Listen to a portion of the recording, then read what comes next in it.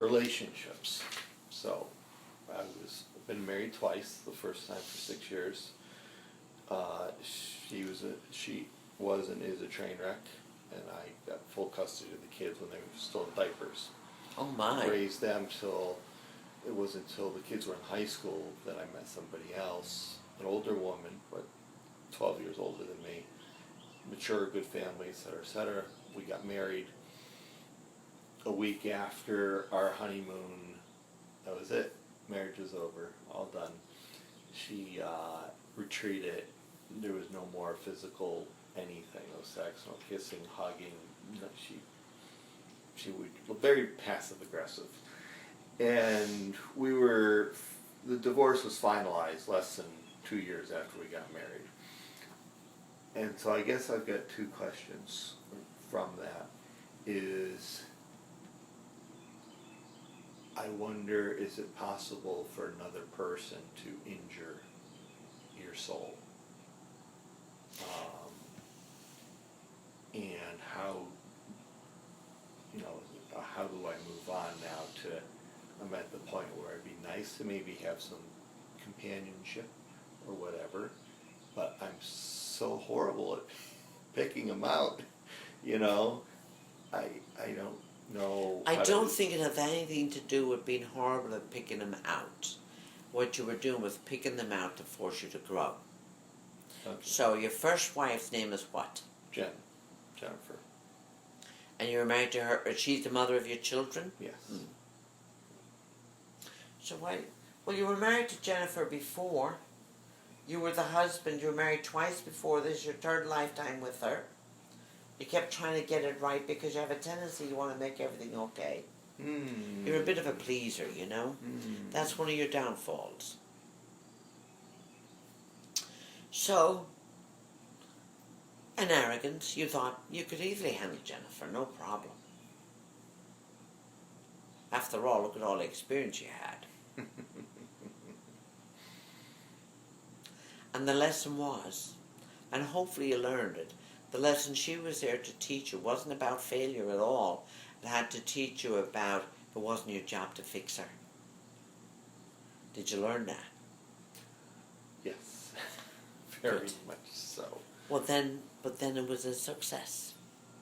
I like how you said about us being married before, a few times before and trying to get it right, because those are the exact words I use with my therapist and a couple close friends. Is like, and my dad before he passed away, I'm like, I've been divorced twice now in this lifetime. I feel like I just want to get it right. And that comes up over and over and over. Well, that's your confirmation. So I would say stop trying to get it right and get it healthy. Different energy. Yeah. Change that talking. Change that in your head. Change about getting it right. No, you want to get it healthy. Now, in my quest, we'll just say, to meet somebody, there's online stuff, there's talking someone up at the supermarket like my brother did with his wife. There's all these things that we guys and women do to try to catch the eye or the attention of somebody else, and maybe it will turn into something more. When it comes to that stuff, should we just leave it more to the universe to make it happen, or? Well, why don't we go to the next wife? Michelle. Michelle. Yeah. Well, you were a great convenience to Michelle. Yes, I was. Okay? Yeah. So, what lesson did you need to learn there? Was Michelle's not very communicative. No. I talk on a soul level because she has a lot to. I can't say she has a lot to hide, but she's very guarded. Mm-hmm. The reason why she split when the marriage came, you got too close to her. Some people come in with a huge fear of intimacy, emotional intimacy. The physical intimacy can be a fear of that too, but the emotional intimacy is far more important than anything else in the world to be healthy or unhealthy. Okay? So, the question is to ask you, what did she teach you about yourself?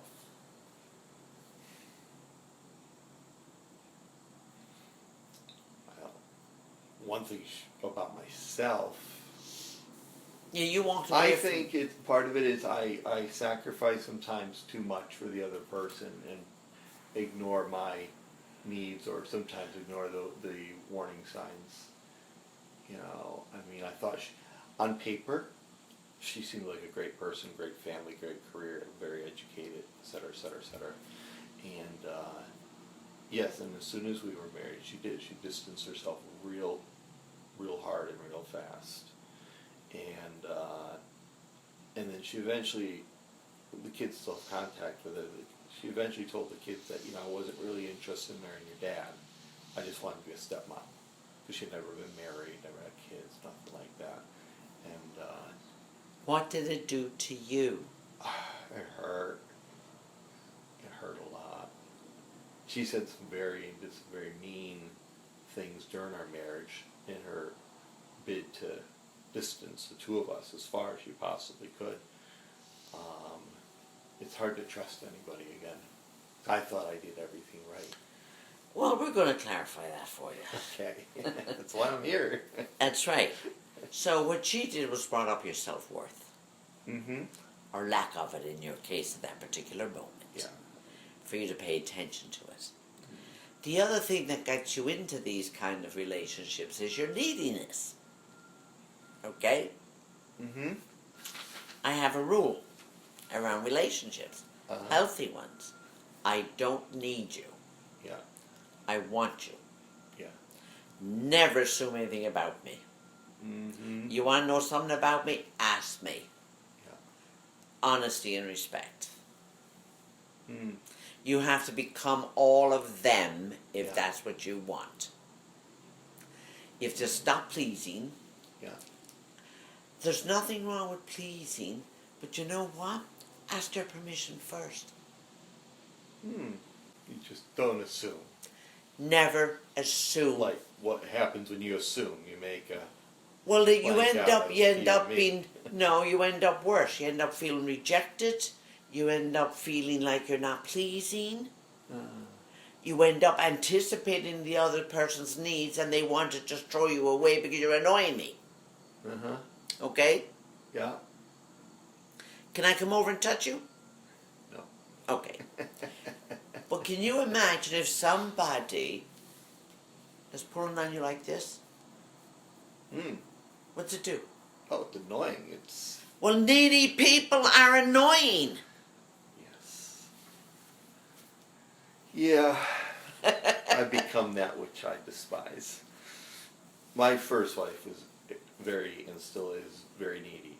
And she will lie, cheat, steal, whatever. To get whatever way she knows how to get her needs met. Absolutely. Yes. And you, God bless her. Yeah.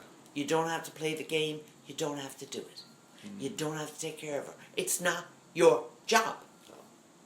So you don't need your meat. You don't go about needing your needs by taking care of somebody else. Because you're going to go from a caretaker to a caregiver. Mm-hmm. And it's very simple. You only do for them what they cannot do for themselves. You don't anticipate what they need. Right. Like what I might do with my kids sometimes. You know. That's being in the role of a father, but you have to ask yourself, is this something they can do for themselves? Right. If it is, you let them because you're helping them to grow. Mm-hmm. Yes. I tend to want to just jump in. Don't do just it for them. You no, know? no, because you're a feminine essence. You're a caretaker, Yeah. and the only great caretaker in this world was Mother Teresa. She was an altruistic caretaker because she had no investment for herself in the outcome. Mm. Okay? Yeah. She totally gave of herself Oh, and absolutely. created all kinds of wonderful things. Well, we're not all Mother Teresa.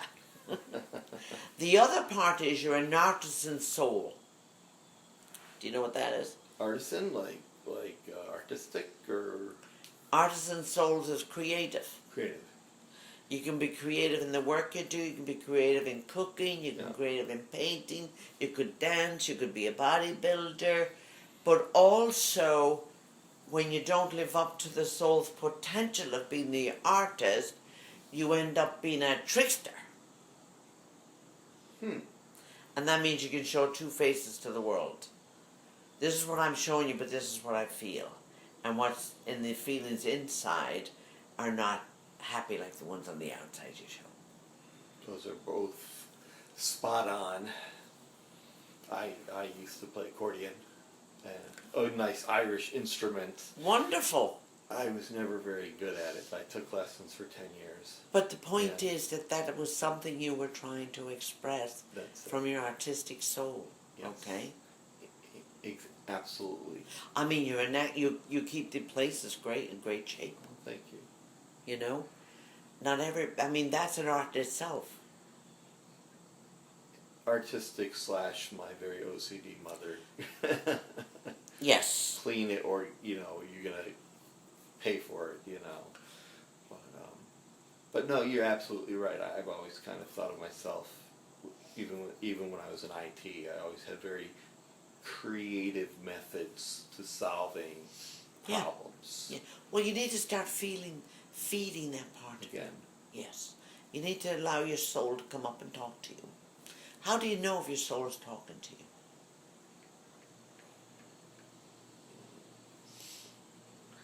I don't know.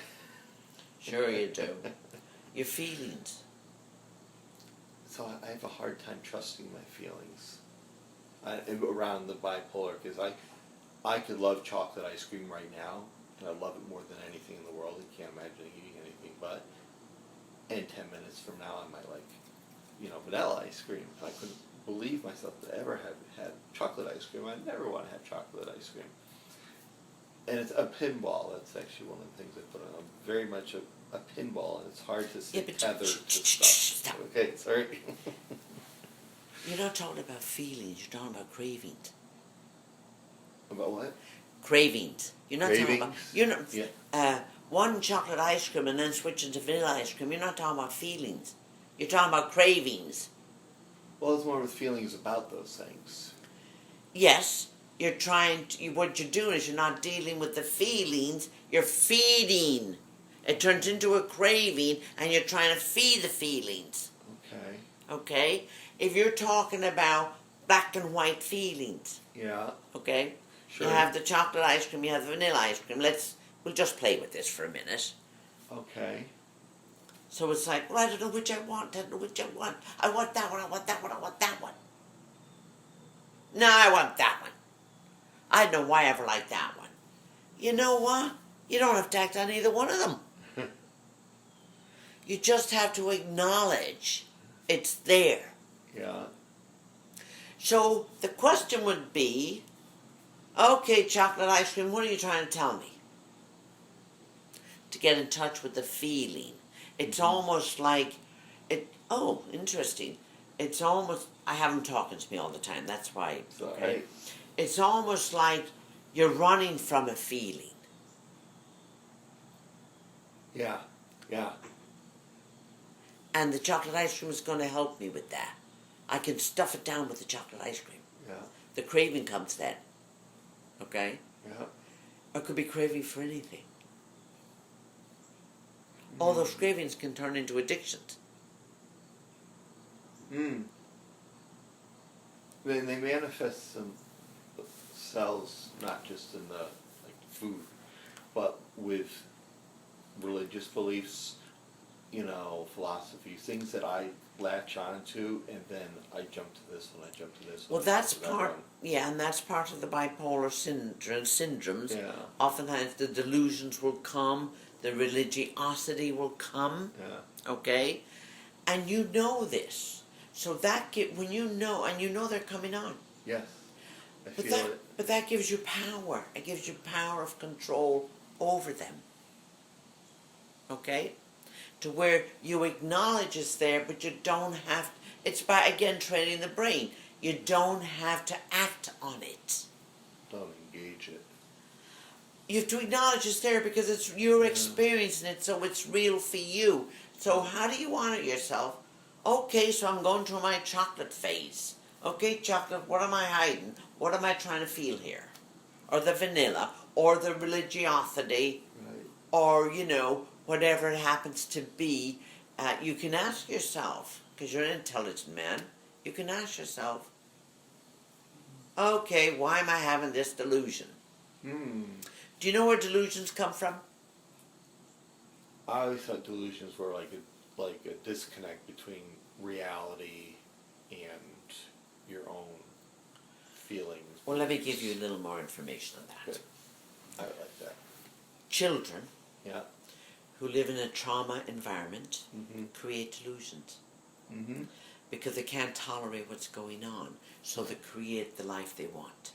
Like escapism or something? Yes, Okay. becomes a delusion. Yeah. Because I can't stand this, there's too much pain, so, oh, I would love a bowl of chocolate ice cream, or I'm going to be at the beach, or whatever it happens to be, or I'm going to pray fervently so that God will help me. Yeah. Or whatever it happens to be at that particular, wherever the mindset is, according to the age of the child. They create delusions. Okay? Yeah. Because that's how they survive. Yes. Yes. I've always retreated into my head, my brain, whatever, very intricate Yes. delusions. Yes. Yeah. Because, oh, that's funny. Thank you, guys. They said, why? Because he's an artisan soul. So he's going to go into his head and do all this stuff. Sure. You're not just going to be a boring bipolar. You know? You're going to be a creative one in that part of your brain Yeah. that creates that outlet for you. Mm-hmm. And there's nothing wrong with that. You don't have to act on it if you understand what you're doing. Yeah. Well, it empowers you, don't you think, if you understand why? Oh, absolutely. You can say to yourself, okay, I can think about chocolate ice cream. I don't have to eat it if I don't want to. Yeah. I can figure out, okay, what am I feeling here around this? What feeling am I running from? Right. Why is it scaring me so much?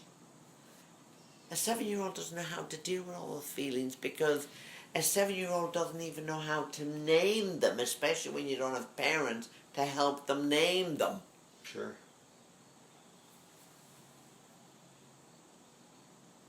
So when you combine all this stuff together, it's just amazing how they begin to roll, like you're being the martyr, punishing yourself. The investment is, it doesn't matter because it makes you feel. Mm-hmm. If it's good, bad, or indifferent. Right. It tells you you're alive, you want to feel. Mm-hmm. Now it's about changing all of that to a more positive. You have to, the reason why I haven't met anybody yet, because you're not ready. Because what you're looking for, you still have to grow into. Mm-hmm. Like it's like if you want a race hound, you have to wait till the race hound grows into their feet. You can't make them be a race hound when they're only 6 months old, you know? So you have to be nurturing and you have to feed them and train them and do all of that. Yeah. It's the same thing. You don't want to get any relationship right, you just want it to get healthy. Yeah. And the best way to get us healthy is you giving up what you need to give up that's hurting you, which would be your pleasing and your neediness. And working, the way to get rid of that, working with the 9-year-old, the 7-year-old, and the 17-year-old, that's going to get rid of your neediness. Mm-hmm. Because you're going to find ways to fill up your emotional self. I was very needy at 17. I guess it's cumulative, probably, right? Well, You the thing is, 17-year-olds are needy anyway.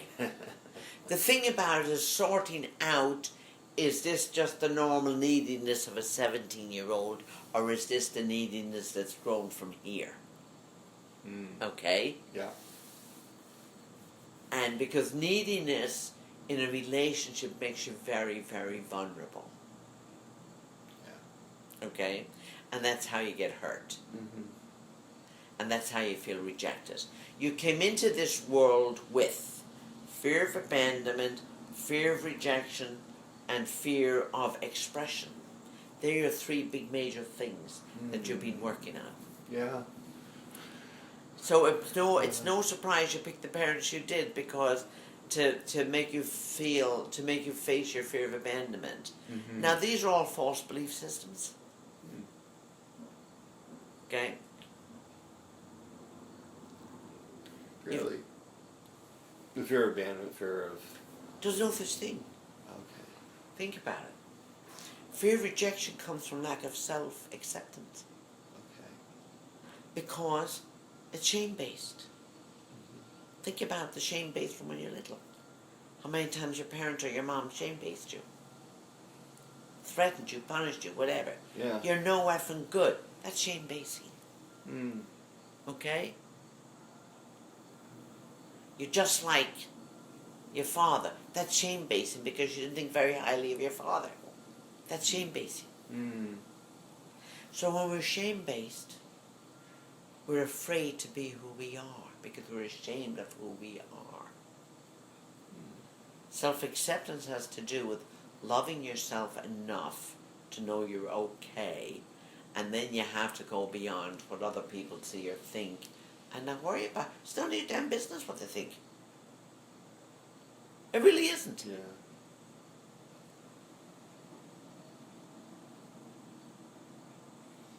Makes sense. You know? Well, it's a way of trying to change how you think into a more healthier way of thinking. Mm. So every time you go down here, which is negative, you want to come up here and start rephrasing that. Yeah. So you can know, like let's say, it's none of your business what people think of you. I mean, I see a decent human being, you are. You're a nice guy. You don't go around hurting anybody. I don't see you going around, if anything, you go around hiding maybe from people.